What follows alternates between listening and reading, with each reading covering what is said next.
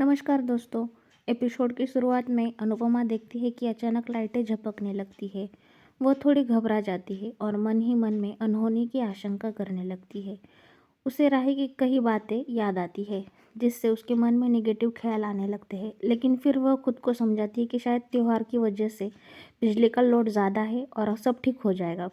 दूसरी तरफ माहौल पूरी तरह बदल जाता है। दिवाकर राही को ज़बरदस्ती अपने साथ ले जाने की कोशिश करता है, उसे धमकाता है अगर वह चिल्लाई तो सब बर्बाद हो जाएगा। राही पूरी ताकत से खुद को छुड़ाने की कोशिश करती है, लेकिन दिवाकर उसे कसकर पकड़ लेता है। तभी समय पर प्रेम वहाँ पहुँच जाता है और दिवाकर की जमकर पिटाई कर देता है। गुस्से में प्रेम उसे चेतावनी देता है कि अब उसकी हिम्मत नहीं होनी चाहिए। प्रेम पुलिस को बुलाने की बात करता है तो दिवाकर गिड़गिड़ाने लगता है और मान लेता है कि राही सिर्फ प्रेम से ही प्यार करती है। राही बीच में आकर प्रेम को रोकने की कोशिश करती है और कहती है उसे छोड़ देना चाहिए। दिवाकर वहाँ से भाग जाता है। प्रेम को डर है कि दिवाकर फिर लौट सकता है, लेकिन राही को लगता है कि उसे सबक मिल चुका है।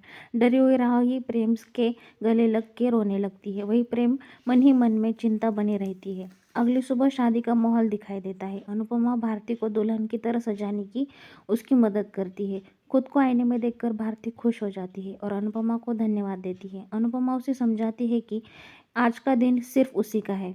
बाहर से सब कुछ खुशहाल दिखाई देता है, लेकिन अनुपमा मन ही मन में उसकी खुशियों के लिए प्रार्थना करती रहती है। इसी बीच बारात की एंट्री होती है।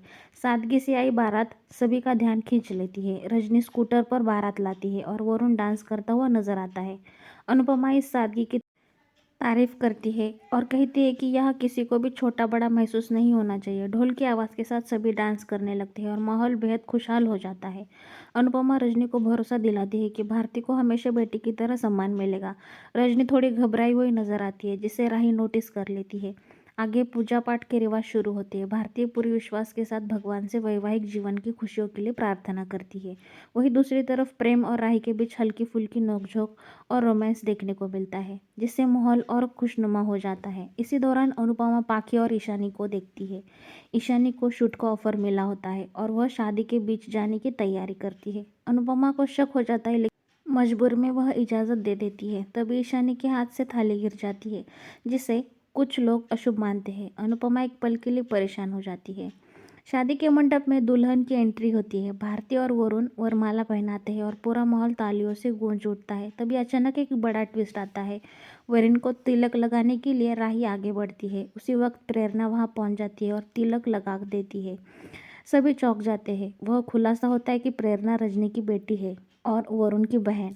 रजनी भावुक हो जाती है, लेकिन प्रेरणा उसे नज़रअंदाज करके अनुपमा के गले लग जाती है।